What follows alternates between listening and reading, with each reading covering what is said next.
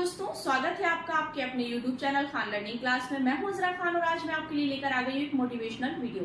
पिछली वीडियोस पर हमारे पास एक कमेंट आया था डिम्पल सैनी जी का, जिन्होंने लिखा था कि खुद को अपडेट कैसे करें, इस पर भी एक वीडियो लाएं प्लीज। उन्होंने हमें कमेंट किया, उनके लिए हम बहुत बहुत धन्यवाद कहते हैं। ऐसे ही आप सभी लोगों का सपोर्ट हमें मिलता रहे तो हम आपके लिए नई वीडियो लाते रहेंगे। आज की इस वीडियो का हमारा टॉपिक है खुद को कैसे अपडेट करें, कैसे मोटिवेट करें, क्या करें कि खुद से हमें इम्प्रूवमेंट आ जाए, अपने आप को किस तरह से बदलें। तो आज हम कुछ उन्हीं फैक्ट के बारे में बात करने वाले हैं जो इस वीडियो में हम देखेंगे। So let's start now this video.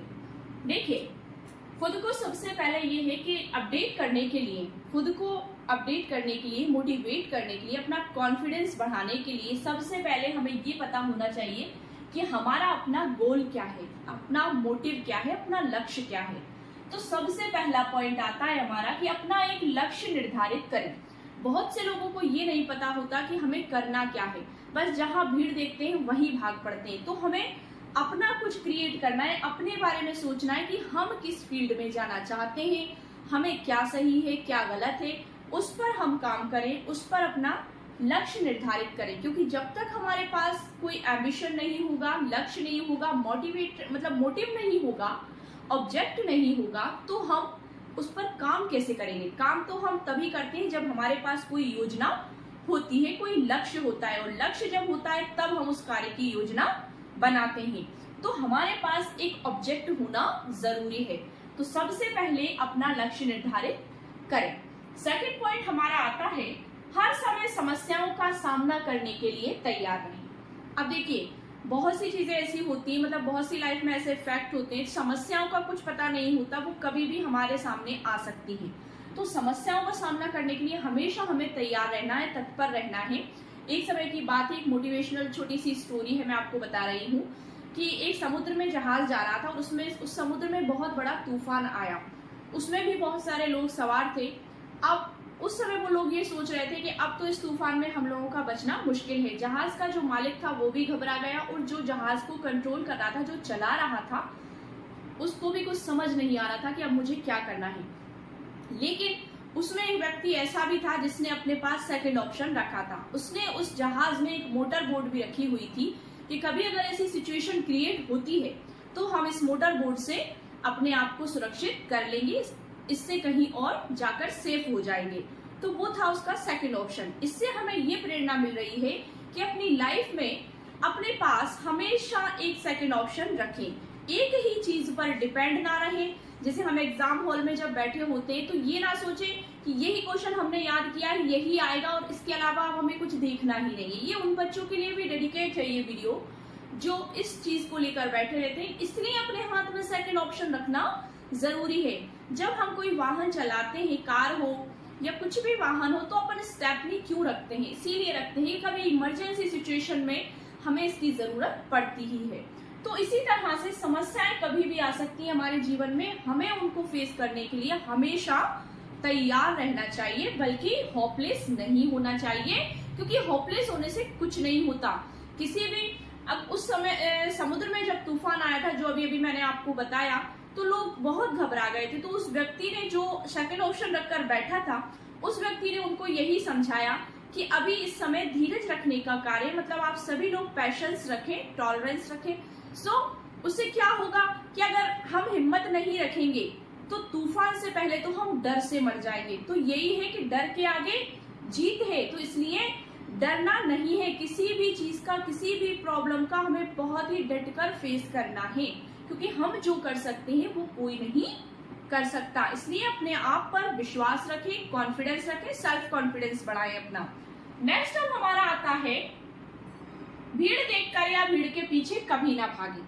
आपको खुद पता होना चाहिए कि आपका गोल क्या है, आप किस फील्ड में जाना चाहते हैं, आपको क्या करना है, क्या नहीं करना है। क्योंकि सबका अपना अपना एक माइंडसेट होता है, सबको अपना अपना एक लक्ष्य निर्धारित करना होता है। कोई डॉक्टर बनना चाहता है, कोई इंजीनियर बनना चाहता है, कोई टीचर बनना चाहता है, कोई साइंटिस्ट बनना चाहता है। सपोज दैट XYZ, सबकी अपनी अपनी एक अलग अलग एम्बिशंस होती हैं। तो वो हमें अपने अंदर ही खोजना है, ये हमें कोई बताएगा नहीं। दूसरा व्यक्ति हमें गाइडेंस तो दे सकता है, मार्गदर्शन तो दे सकता है, बट उस पर काम जब हमें हमें करना है तो वो हमें खुद ही करना है, खुद ही हम उस पर वर्क करेंगे, तभी हम कुछ आगे कर पाएंगे। इस लाइन को देखकर मुझे एक लाइन याद आ रही है कि भीड़ में खड़े होना मेरा मकसद नहीं है, भीड़ में खड़े होना मेरा मकसद नहीं है, भीड़ जिसके लिए खड़ी है वो बनना है मुझे। तो ये इस बात में पॉइंट है, जो पॉइंट है आप उस चीज को समझिए कि भीड़ जिसके लिए खड़ी है वो बनना है मुझे। मतलब आप वो बन सकते हैं, अगर आप चाहें तो आप वो भी बन सकते हैं कि आपके लिए भीड़ आपका इंतजार करे। तो सोचिए कि भीड़ देखकर या भीड़ के पीछे कभी ना भागे, अपना मोटिव, अपना माइंडसेट खुद करें, खुद आप ये सोचे, क्रिएट करें, सोचे समझे विचार करें, उसके बाद कोई डिसीजन लें कि आपको क्या करना है।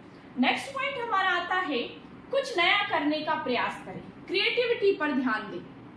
मतलब हमेशा पुरानी चीजों को ही लेकर ना बैठे रहें, कुछ नया सृजन करें, अपना कुछ क्रिएशन करें। जरूरी नहीं, अब बहुत से लोग ऐसे होते हैं जो एक ही जॉब को पकड़कर बैठे, भाई हमें तो गवर्नमेंट जॉब में ही जाना है, हमें तो टीचिंग फील्ड में ही जाना है। तो अगर मान लीजिए सपोज दैट आप उसमें क्वालिफाइड नहीं हो पा रहे हैं तो आप अपना कुछ और देखें। जरूरी नहीं है कि आप उसी के पीछे बैठे रहें, आपके पास स्किल है, आपके पास अपना अनुभव है, आप उस चीज को देखें। तो अनुभव जो है वो बहुत बड़ी चीज है, कोशिश करते रहिए कुछ नया करने की, कुछ नया हमेशा करते रहना चाहिए, इसलिए अपना कुछ क्रिएशन करें। नेक्स्ट, फ्री माइंड रहे, स्ट्रेस ना लें। अब इन सब चीजों के लिए सबसे ज्यादा जरूरी है आपका हेल्दी होना, क्योंकि कहा जाता है कि स्वस्थ शरीर में ही स्वस्थ मस्तिष्क निवास करता है। तो जब तक आपका शरीर स्वस्थ नहीं रहेगा तो आपका माइंड भी पूरी तरह से काम नहीं करेगा। और फ्री माइंड आप कब रहेंगे? जब आप फिजिकली फिट रहेंगे। फिजिकली फिट मतलब अच्छे से रहेंगे, बीमारियों से मुक्त रहेंगे, तो आप मेंटली भी फिट रहेंगे, तभी आप कुछ अच्छा सोच पाएंगे, कुछ अच्छा कर पाएंगे। स्ट्रेस बिल्कुल ना लें, क्योंकि जीवन में जो होना है वो तो होकर ही रहेगा, लेकिन हमें कोशिश करते रहना चाहिए। नेक्स्ट आता है टाइम मैनेजमेंट, समय का मूल्य समझें। ये भी एक बहुत ही इंपॉर्टेंट फैक्ट है अपनी लाइफ का कि समय रहते ही सब कर ले तो अच्छा है। वैसे ये कहा जाता है कि सीखने की कोई उम्र नहीं होती, मानते हैं, लेकिन अगर हमें टाइम पीरियड में कुछ ऐसा करना है कि भाई हमारा समय निकल जाएगा और इसके बाद हम इस जगह काम नहीं कर पाएंगे, तो टाइम मैनेजमेंट भी देखें, अपना एक शेड्यूल तैयार करें। ये नहीं कि लेजी बन गए हैं, हम कर लेंगे सोच रहे हैं, तो ऐसे कुछ काम नहीं होता, ऐसे आप अपना लक्ष्य प्राप्त नहीं कर सकेंगे। सो टाइम को सबसे ज्यादा इंपॉर्टेंस दें, समय का मूल्य समझें। समय अगर एक बार निकल जाता है तो जो बीता हुआ समय वो कभी वापस नहीं आता। नेक्स्ट पॉइंट है सबसे पहले अपने काम को इंपॉर्टेंस दें, बाकी सारे फालतू के काम बाद में करें।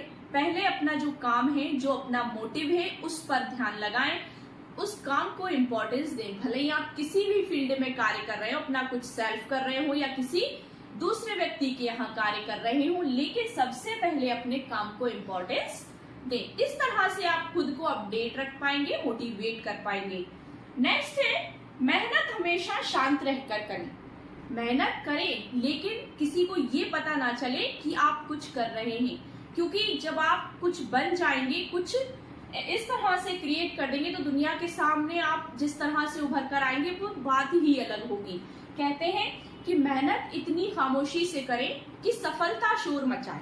मतलब ये कहावत है कि मेहनत हमेशा खामोशी से करो, आपकी जो सफलता है, जब आपको सफलता मिलेगी तो वो दुनिया के सामने अपने आप ही आ जाएगी। इस तरह से आपको मेहनत करनी चाहिए। नेक्स्ट है हमेशा प्रयास करते रहें, चाहे असफल हो तब भी। ये ना सोचें कि एक बार हम सफल नहीं हुए तो अब हम इस फील्ड पे काम नहीं करेंगे। नहीं, हो सकता है उस समय आपसे कोई कमी रह गई हो तो उसको दोबारा प्रयास करें। कोई भी चीज हो, जब हम बच्चे को लिखना सिखाते हैं पेंसिल से, तो इरेजर साथ में क्यों रखा जाता है? ये अभी सोचा है हमने? नहीं, इरेजर साथ में इसलिए रखा जाता है कि एक बार अगर गलती हो गई तो उसको मिटाकर हम दोबारा लिख लें। लेकिन जीवन में हम जो गलतियां करते हैं तो उन्हें भी हम इरेज कर सकते हैं और उन पर दोबारा कोशिश कर सकते हैं और सफल हो सकते हैं। और अगर सफल ना भी हुए तो आपको एक अनुभव तो प्राप्त होगा, आप कुछ सीखेंगे कि आपने इतना प्रयास किया। मतलब कहते हैं ना कि सफलता और असफलता तो किस्मत की बात है, लेकिन हम कोशिश भी ना करें ये तो गलत बात है। तो इस तरह हमें कोशिश करते रहना चाहिए।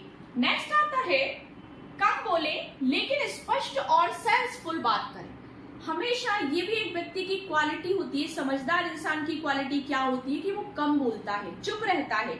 इसका मतलब ये नहीं कि उसे कुछ आता नहीं है, नहीं, वो समझदार है, वो बातों को सुनना चाहता है, समझना चाहता है, फिर बाद में अपनी बात रखता है।